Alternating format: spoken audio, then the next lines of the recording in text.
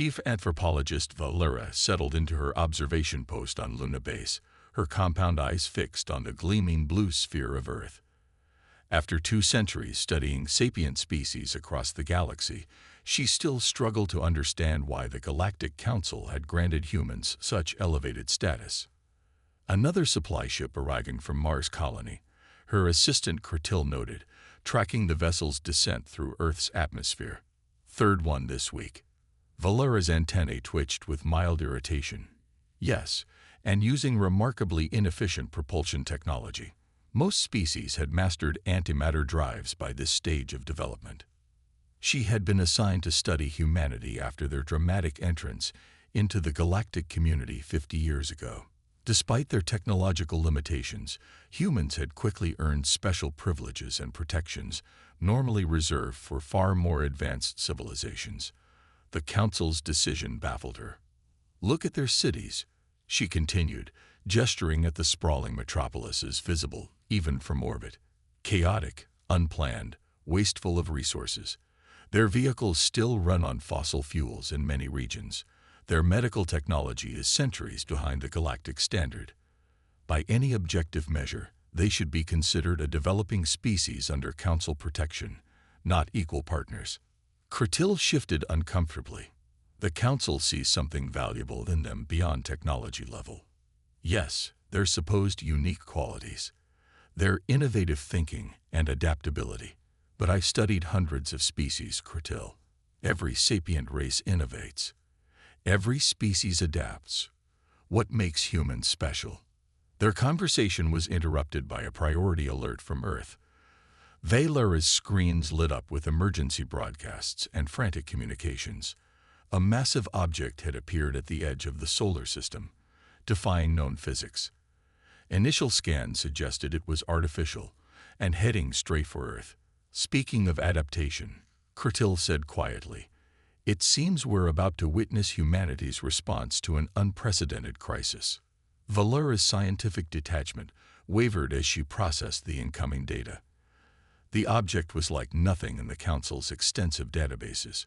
It appeared to be drawing energy directly from space-time itself, warping reality around it.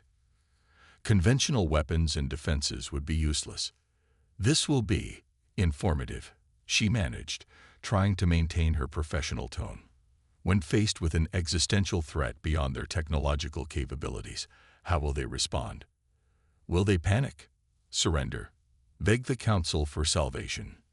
But as she watched the humans' initial reactions unfold on her monitors, she began to see something unexpected. There was fear, yes, but also determination. Instead of chaos, she saw coordination. Rather than despair, she witnessed problem-solving begin almost immediately. "Fascinating," she murmured, recording everything. "They're not even waiting for Council guidance. Look, they're already forming research teams, pooling resources, sharing data openly between nations that were rivals just hours ago." Kretil nodded. The Council files mentioned this tendency. Humans apparently become more cohesive under pressure, not less. Yes, but this is beyond anything in the records. The speed of their response, the level of cooperation. Valera's antennae quivered with scientific excitement. Perhaps there is something unique here after all. As she watched humanity mobilize to face an impossible threat, Valera began to understand why the Council had granted them special status. But the true test was still to come. The strange object drew closer, reality warping in its wake. Would humanity's supposed exceptional qualities be enough to save them? For the first time in her long career, Valera found herself hoping her subjects would prove her wrong. She settled in to observe what would either be humanity's finest hour or their last. The anomaly was unlike anything humanity had encountered. Conventional sensors couldn't properly track it. Weapons passed through it harmlessly. As it approached Earth, it began emitting waves of unknown energy that disrupted electronics and warped local spacetime. Dr. Sarah Chen stood before the hastily assembled UN Emergency Council, her voice steady despite her exhaustion. "The object appears to exist partially outside our normal spacetime. That's why we can't affect it with conventional means. But this also presents an opportunity. The chamber erupted in whispered conversations. Valora, watching from her observation post, leaned forward with interest. "We've discovered that the anomaly's space-time distortions follow a pattern," Sarah continued. "It's not random chaos. There's a logic to it. We think we can use that." The council representatives listened intently as Sarah explained her team's radical proposal. They would need to reconfigure Earth's planetary defense grid to generate a synchronized counter-pattern. It was untested, theoretical, and would require coordinating thousands of facilities worldwide with perfect timing. If we fail, Sarah concluded, the feedback could tear apart Earth's atmosphere. If we succeed, we might be able to force the anomaly back into normal space where we can affect it. Valera's antennae twitched in disbelief. They're going to attempt this. The mathematical complexity alone would challenge our most advanced quantum computers. To her shock, the council voted unanimously to proceed. Within hours, research teams worldwide were sharing data, modifying defense platforms, writing new algorithms. They worked with desperate speed but remarkable precision. The anomaly grew larger in Earth's skies. Communications began to fail. Power grids flickered and died, but humanity pressed on, adapting and improvising. When quantum computers crashed, they networked thousands of ordinary computers together. When automated systems failed, they coordinated manually. Sarah's team worked through 3 sleepless days, refining their calculations. Other species would have taken months to attempt something similar. But humans had always excelled at rapid innovation under pressure. "The convergence is beginning," Curtil reported, watching the defense platforms power up worldwide. "Either they've done the impossible, or they're about to destroy their own planet." Valera held her breath as energy began to flow between the platforms, forming a complex geometric pattern around the Earth. The anomaly's approach slowed, then stopped. For a moment, reality itself seemed to hang in balance. Then the anomaly changed. Its otherworldly shimmer faded as it was dragged fully into normal space. Now vulnerable, it began to break apart under its own internal stresses. The humans had done it, not with superior technology or overwhelming force, but with quick thinking, cooperation, and a willingness to take calculated risks.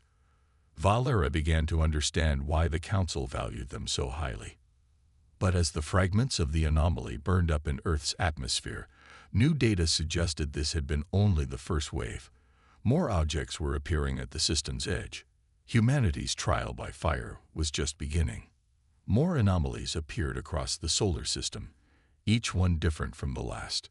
Traditional defenses proved useless. But humanity's greatest strength wasn't its weapons. It was its ability to adapt and innovate. Captain Maya Rodriguez watched her display as the anomalies approached Mars' colony. Earth's solution wouldn't work twice. These entities had already adapted. But she had an idea. "The Martian dust storms," she explained to her crew. "We can use them. These things exist partially outside normal space, but they still interact with matter. If we can control the storms, guide them." The plan was audacious. Using Mars terraforming equipment, they would attempt to weaponize the planet's infamous dust storms. It required precise atmospheric manipulation and split-second timing. Valera observed with growing fascination. Most species would retreat, consolidate their defenses, but they keep attacking the problem from new angles. The Martian defense succeeded brilliantly. The supercharged dust storms tore the anomalies apart at a subatomic level. But even as Mars celebrated, a new threat emerged at Jupiter's orbit, larger and more complex than before. Dr. James Okoro had been studying the fragments of destroyed anomalies. "They're learning from each defeat," he announced to the Emergency Council. "But so are we. Each encounter teaches us more about their nature. They exist in multiple dimensions. So let's use that against them." His team proposed using Jupiter's intense magnetic field as a dimensional anchor. By modifying the gas giant's magnetosphere, they could prevent the anomalies from shifting between dimensions. It was a dangerous gamble. Failure could destabilize the entire Jovian system. But humanity had always excelled at calculated risks. Valera watched in amazement as the humans executed their plan. The massive engineering effort should have taken years. They did it in weeks. Their technology is primitive, she noted to Kretil, but their problem-solving abilities are extraordinary. They see connections others miss. They try solutions that should be impossible. The Jupiter operation succeeded. The anomalies were trapped in normal space, vulnerable to conventional weapons. But in their death throes, they revealed something even more disturbing. They were not natural phenomena, but tools. Someone or something was testing humanity's defenses, probing for weaknesses. Earth's celebrations were short-lived. They had won these battles through innovation and determination. But the real war was just beginning. Analysis of the destroyed anomalies revealed a chilling truth. They were probes from an ancient civilization far beyond human comprehension. The real invasion was imminent. Admiral Helena Santos addressed the combined fleet of Earth, Mars, and the outer colonies. We face an enemy that exists in dimensions we barely understand. But we have something they don't expect: unity. The plan was unprecedented. Every ship, every station, every colony would be linked in a vast neural network, sharing data and resources in real time. The entire solar system would become one coordinated defense system. Valera's scientific detachment faltered as she watched the preparations. This level of cooperation, it shouldn't be possible. The computational requirements alone. But humans had always excelled at achieving the impossible. They transformed their entire solar system into an interconnected defensive grid. Mining outposts became sensor stations. Civilian vessels were retrofitted into support craft. Every human settlement, from Mercury to the Kuiper Belt, played its part. The enemy arrived in force. Vast constructs that bent reality itself. But humanity was ready. As one entity, the solar system responded. When the enemy adapted, humans adapted faster. Where the invaders struck, they found not isolated targets but a unified defense. Look at their coordination, Kretil marveled. Every defeat teaches them. Every success is immediately shared and built upon. They're not just fighting, they're evolving. The battle raged across dimensions. The enemy's technology was vastly superior, but humanity's unity and adaptability proved stronger. Each engagement revealed new weaknesses to exploit, new strategies to employ. Valera watched as the impossible unfolded. Humanity wasn't just surviving. They were winning, not through superior firepower or advanced technology, but through unprecedented cooperation and relentless innovation. The final battle approached. The enemy prepared to unleash their full might against this unexpectedly resilient species. But humanity had one last surprise in store. The enemy's final assault began with a reality-shattering blast that threatened to tear the solar system apart. But humanity had discovered something crucial about their dimensional technology. It had limits. Dr. Sarah Chen and her team had been studying the captured probe fragments. Their power comes from manipulating higher dimensions, but each manipulation creates microscopic instabilities. If we can trigger enough of them simultaneously. The plan was both brilliant and terrifying. They would use the enemy's own dimensional technology against them, creating a cascade of reality failures that would force them back to their own space. Even if it works, Admiral Santos warned, the damage to our system will be catastrophic. But the alternative was extinction. Every human settlement, ship and station participated in the operation.